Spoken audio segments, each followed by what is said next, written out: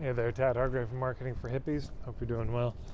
And today's video is about the cost of not filtering. I shouldn't say the cost, but a cost of not filtering. So if you don't filter well and you get people who book in with you, who sign up for your stuff, and that they're really not a fit, that doesn't feel good for the person on the receiving end of that, yeah?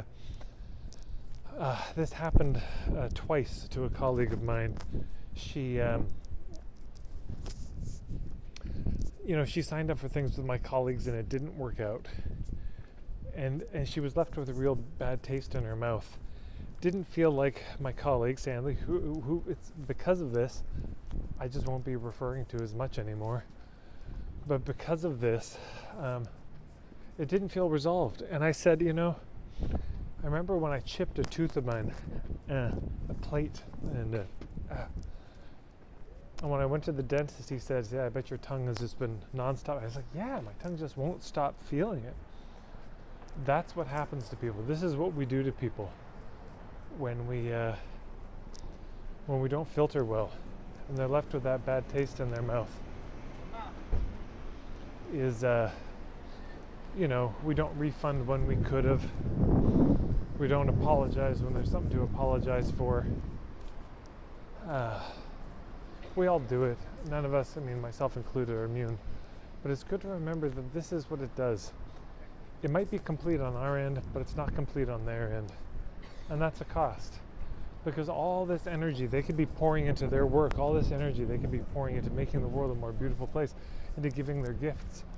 They're not. And the reason they're not is because all that energy is going into, their tongue just can't stop touching that tooth. It's so distracting. My friend, who's very sensitive as well, but she, for days, that was just all she could think about. She was so distracted of how incomplete it felt. And all of it could be handled by this colleague of mine filtering better.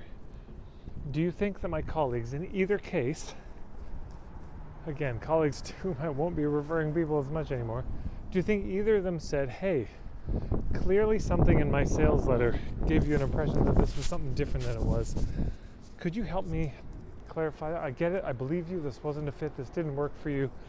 I'm still a little confused as to why, or what I could change in my sales letter that would have had it be so that you don't actually wouldn't have signed up." What a thing if they would have asked that.